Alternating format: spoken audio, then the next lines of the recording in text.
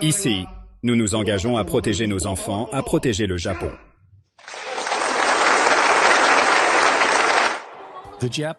Les Japonais ne sont normalement pas enclins à manifester, mais des milliers d'entre eux manifestent aujourd'hui pour protester contre les tirs expérimentaux mortels et le traité de l'Organisation mondiale de la santé sur les pandémies. Ils sont ignorés par leur gouvernement et leurs médias, et ils méritent notre reconnaissance et notre soutien. Manifestation massive au Japon. 20 000 personnes environ.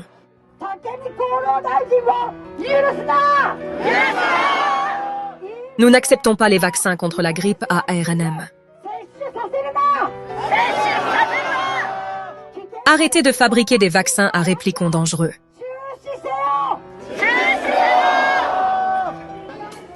Divulguez toutes les informations sur le traité de l'OMS sur la pandémie et le RSI. Nous ne permettrons jamais à l'OMS de prendre des mesures tyranniques. N'acceptez jamais les violations des droits de l'homme par l'OMS. Arrêtez les vaccins à ARNM toxiques et mortels. Les gens du monde entier prendront conscience aujourd'hui de nos protestations contre le traité de l'OMS sur la pandémie.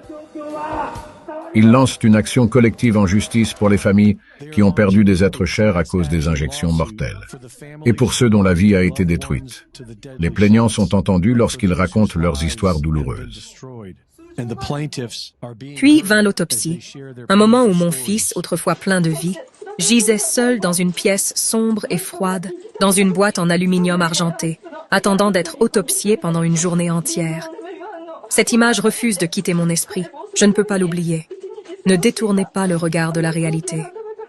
Pourquoi la vaccination n'est-elle pas interrompue? Combien de temps cette situation sera-t-elle ignorée? Masayasu Inoue, professeur de médecine à l'université d'Osaka, a récemment lancé un avertissement au monde entier.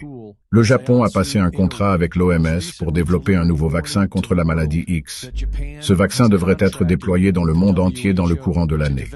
A new vaccine for disease X, which is expected to be deployed worldwide.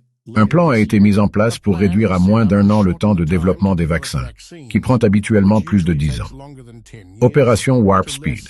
Cette opération a été utilisée pour dissimuler la mauvaise conception des vaccins génétiques sous le prétexte de gagner du temps. Et c'est un médicament extrêmement dangereux qui a été choisi. Je pense que l'utilisation frauduleuse de la thérapie génique expérimentale sur des personnes en bonne santé, en particulier sur des enfants en bonne santé, est une violation extrême des droits de l'homme. Le gouvernement japonais est le premier au monde à approuver un nouveau type de vaccin appelé vaccin autoréplicatif à réplication. Il prévoit de commencer à le fournir cet automne et cet hiver. Le ministère de l'Économie, du Commerce et de l'Industrie accorde d'énormes subventions à ce projet. Les usines de production de nouveaux vaccins sont construites les unes après les autres au Japon. Par ailleurs, le gouvernement japonais sollicite actuellement des essais cliniques à grande échelle d'une valeur de 900 millions de dollars auprès d'entreprises pharmaceutiques qui relèvent le défi de développer des vaccins pour se préparer à la prochaine pandémie de la maladie X proposée lors de la conférence Davos de cette année. Si le Japon devenait l'auteur d'un vaccin, il causerait des dommages irréparables aux générations futures. C'est pourquoi les actions du gouvernement japonais doivent être stoppées par des collaborations internationales. Il est difficile d'arrêter ce mouvement car il est désormais politiquement impossible de changer la situation du gouvernement japonais. Le message que j'aimerais transmettre au monde est le suivant. En cas d'apparition de la maladie X à l'avenir, il ne faut jamais faire confiance aux vaccins fabriqués au Japon. Une version finale du traité sur les pandémies devrait être présentée pour adoption lors de la 77e Assemblée mondiale de la santé en mai 2024, ce qui préparera sans aucun doute le monde à un nouvel assaut planifié sous le couvert de la santé mondiale. C'était Greg Reese, journaliste à InfoWars.